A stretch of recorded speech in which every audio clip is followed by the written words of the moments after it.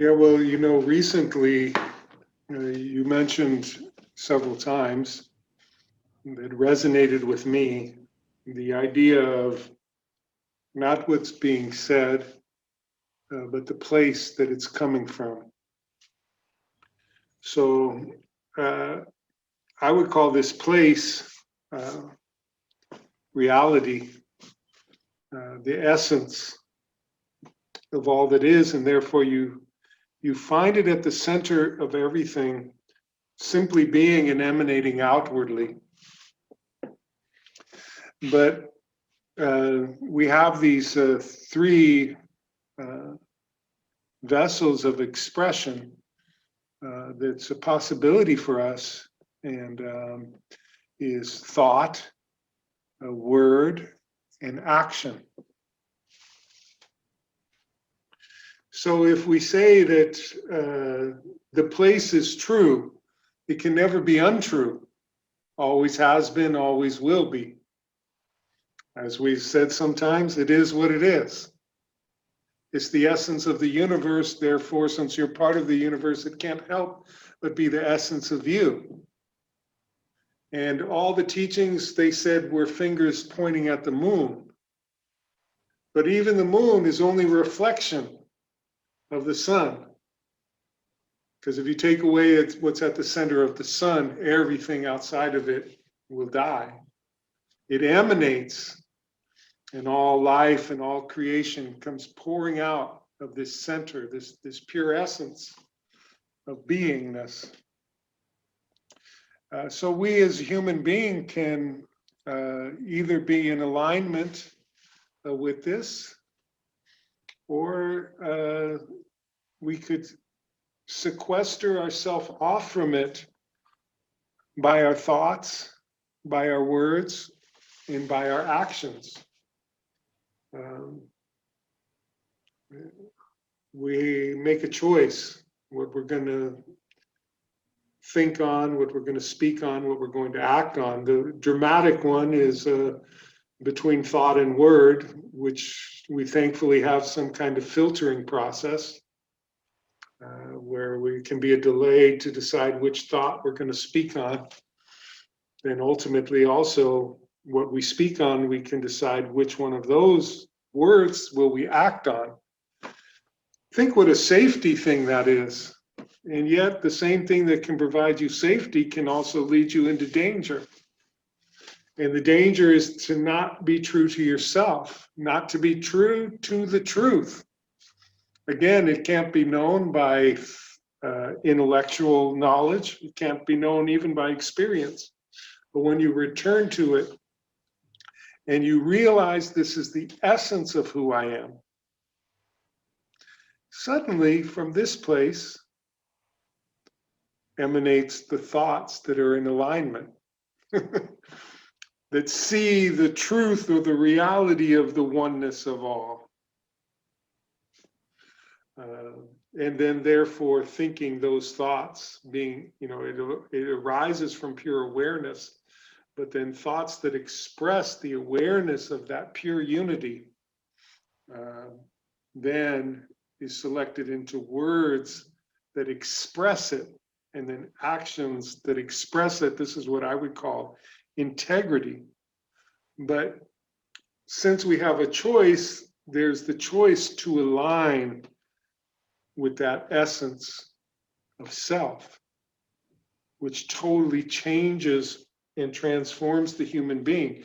You cannot just know, you just cannot just be it, but being in material reality allows you the chance to fortify yourself in it by the continuous thought, the continuous choice to align with it in thought, word, and action. And time itself confirms that choice. We have something called the time lag of justice, but we might also call it the time lag of mercy. And so we get often confused because we think, hey man, that guy's doing all the bad shit. How come he seems to be getting ahead? Well, I, who align myself with goodness, I'm getting left behind. But we have to follow that story. What happens to this guy in time? Later, we find out he got shot or he went to prison. Later, we find out that you might have a more loving circle of family and friends, and suddenly whatever your career is going upwardly. Why? Well, because your choice is being confirmed by time. In one case, mercy. Hey, you sure you want to do that bad thing? We'll give you another day. Another day. You sure? Another day. Also, the bad, what some people call karma, but what I would call cause and effect. The early returns start coming back to you. You'll start to see the negativity come to the shores because you've been perpetrating that negativity. You've been doing harm to others, and now harm starts coming back towards you. Are you going to rethink? Or are you going to double down? It's not a punishment, it's an act of mercy to give you time to change your mind and return back, literally to change your mind and realign with who you truly are.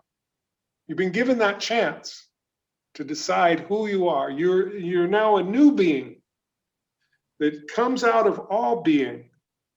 And you have to decide who you belong to. Are you separate from all, or are you part of all? The behavior of being separate from all is totally different than the behavior of being a part. What we call prejudice and hate feeds on the idea of being a part. It's the they, it's the them, it's the us versus them. But coming to the truth of unity, it drops away and say, hey, they're a part of me. They're come from the son, like I'm a son, they're a son or a daughter. And so therefore we work together as one. There's no law really needed, but we have to make them because so many people have not aligned themselves in their thought, word, and action with the truth of who they are. But also, for the one who does good, are you committed?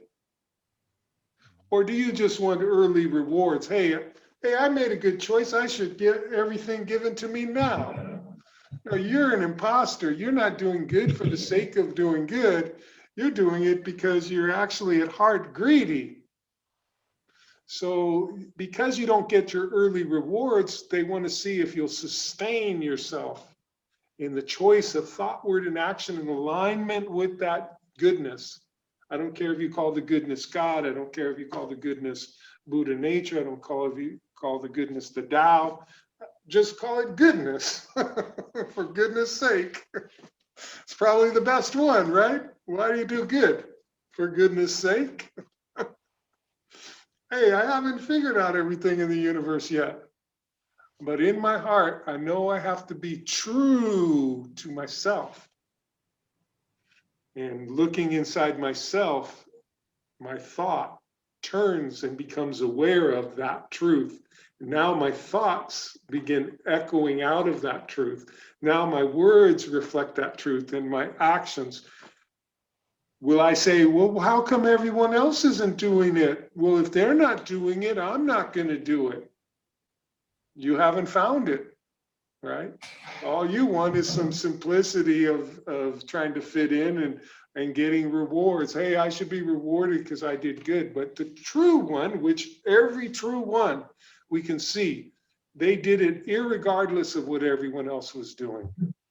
They were in alignment with that truth, and they lived it, right? Because it's no longer just an experience I had once. It's not just a bunch of things I know. It's no longer a collection of things I believe.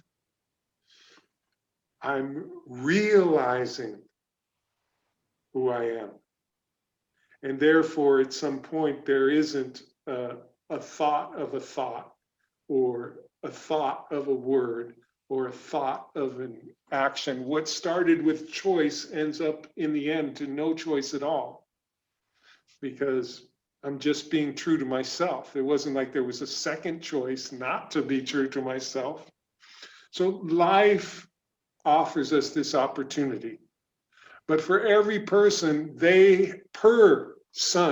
per part of the sun, of the essence that emanates all life into existence, as a person, you've been given this opportunity to find and discover who you truly are. And you saying it, you thinking it, or saying it itself is not alone, is not sufficient. You must realign your whole being. In other words, it's an opportunity. You don't have to do anything because you have choice, but it's an opportunity to live it. And what's the most powerful thing than seeing somebody living that truth? Speaking that truth, acting on that truth. So the awareness is only the first signal. As we know, thoughts come and go, words come and go, and actions come and go. But what's being expressed through the bubbles that come out of awareness? We have bubbles that are out of alignment, therefore untrue to the truth. That's, you see the person feeding into the false self. And they go deeper and deeper into it. And then you can see it. Now, because you have an awareness that the essence is the same, then you have to say, there's my brother who's lost. There's my sister who's lost. And I still hold out a hope, and I'll still treat them in a certain way that in case they might be found, come back to themselves. But you have to be able to call it out. Right? So these actions that you express that I was teaching, simplicity, use your words to help and uplift, not to hurt and put down. Don't hate, because when you hate, you only hurt your own heart. You're sending the hatred through your heart. Better that you send love. Well, but they're not doing, no. You have to decide who you want to be. They have to decide who they want to be. But when you are in alignment with who you truly are, the integrity will be that you speak words that help, support, and uplift, encourage, and inspire. And you don't speak words that divide, that are hateful, that put people down, that mocking them is an assassination of the essence of who another person is. So sad that our children have to look at leaders who actually exhibit this behavior and call it true, and then other people have to, who are adults who are authority in their life will say, yeah, that's true. It's okay for us to mock. It's okay for us to insult. It's okay to separate, to divide and hate. And in your heart, you know that's not the truth. And sometimes you have to call it out. You know, like Jesus said, hypocrites, scribes, you like a whitewash house filled with a bunch of dead men's bones. You're like a brood of vipers. Not only will you not enter the kingdom, but you block other people from entering. Doesn't sound like nice guy. But he's saying the truth. He's calling him out because he's saying, you're setting yourself up as the authority. Yet you don't even know the truth. And you sitting there worshiping the scriptures that talked about me. And you can't even see me when I'm right here in front of you.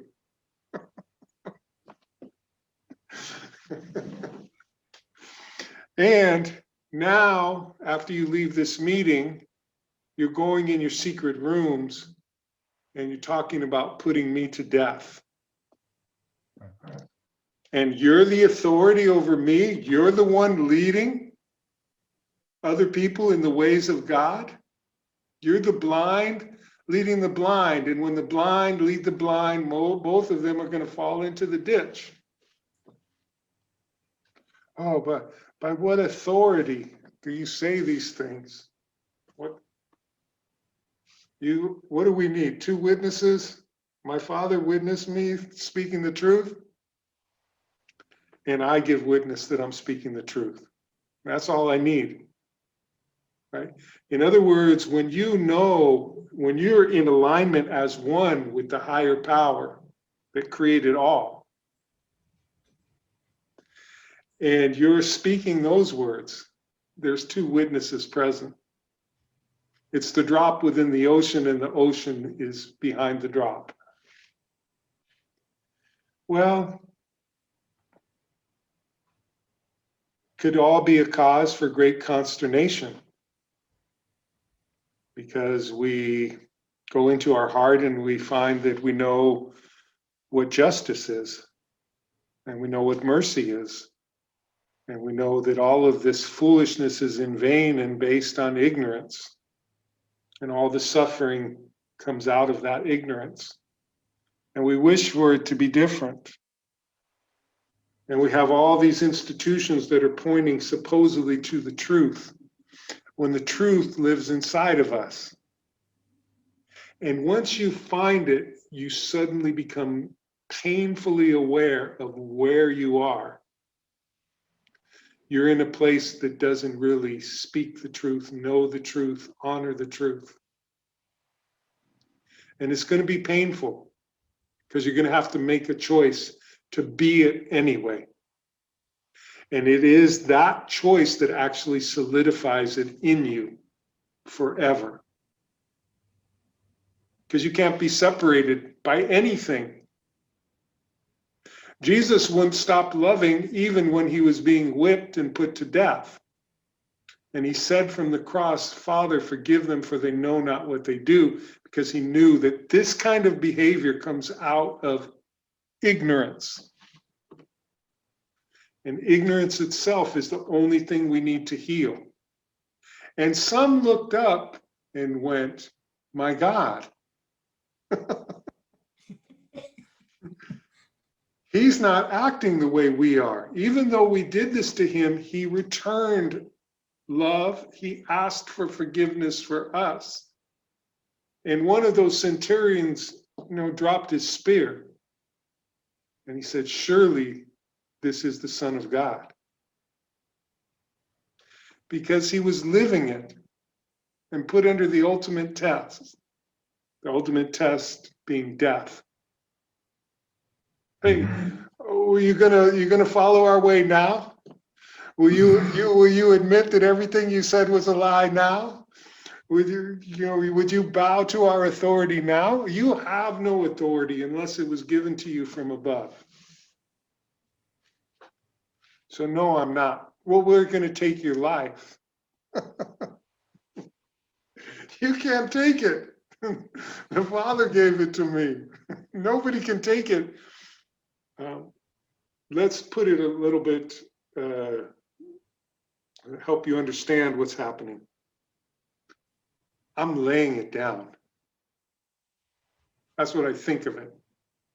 I gave a testimony to the truth, and now I'm leaving the truth with you, and I'm laying down my life. And after I leave, the truth will still be here. Truth was here before I came. I gave testimony to the truth in my time on earth, and after I leave, the truth will still be there. And you can't pick up my name and then become the new religious rulers and rule in authority over other people, though knowing nothing about my Father. There's only one way that you become one as we are one, so that the love that is with which he loves me and with which I have loved you may also be in you, so you can be one with me and therefore one with my Father. It's just a one thing. It flows from the essence of all creation. And you're a part of it. The question is, do you realize that you're a part of it. And then will you make it real by thinking, speaking, and acting on it. And by the way, since I'm here in Florence, that's what the story of Pinocchio is all about. Do you want to be a real boy? Do you want to be a real man? Do you want to be a real woman? Fill in the blank, but we're here given an opportunity to realize ourselves in the truth. And you have a body, you have senses, you have a mind. And I'm not saying it's easy to figure out. But everything is arranged so that when you're in alignment with the truth, it moves you forward. And when you're not, it becomes painful and against you. There's no reward or punishment except the one that's self-activated. And even that is only a mercy so you can realize yourself. Right? Pinocchio's father kept saying, come on, just do these simple things. But he kept getting himself in trouble. And after he got in trouble, I got it now, I got it. Okay, this time really I will. But he didn't realize it yet. So therefore he could not become real. But when it got him down to the essence, to his heart, he said, I've dishonored myself, I've dishonored my father. Now I need to help save my father. I've got even my own father in trouble with my behavior. And then he came back to who he truly was. Then he looked and he says, ooh, I'm real. There's only your vibrational actions can realize you. And only that which returns to the source from what it came from can actually go on in the universe. You can only become eternalized by being realized. Because that which is eternal is at the heart and essence of all things. When you identify with that, you naturally become eternal. When you won't identify yourself with that, you're still choosing. Everything that's outside of that dies. And so this is why their pathway always goes to ruin. And it goes there quickly. You may say Hitler was a powerful guy, but they dried up really quick. Next thing you found was a little scared guy down in a little cellar and just basically cowardly enough to shoot himself in the head before he went. It seemed like a lot, but it dried up quick.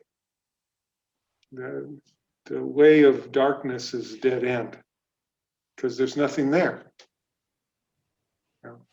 But guess what? You have a choice. I say, come back to yourself before it's too late. I'll get many, many lifetimes. Oh, so you're a gambler. Okay, go ahead, roll the dice, but you're here now. And that what you're actually, what you're supposedly putting off till later is here now. And the reality is that it's always here now, and there's no way to get to it later. You can't go into the past and get it. You can't go into the future and get it. You'll always only get it here and now, because that's the only place it ever is. Even time and space is an illusion. But you don't realize it yet.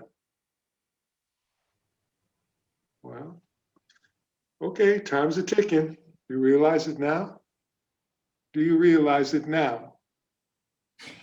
Do you realize it now? Once you do, then the joy of our existence is to live it, to think it, to speak it. But also, honestly, at that moment, there's only one other thing left to do. And that is to help others to realize it, to realize themselves.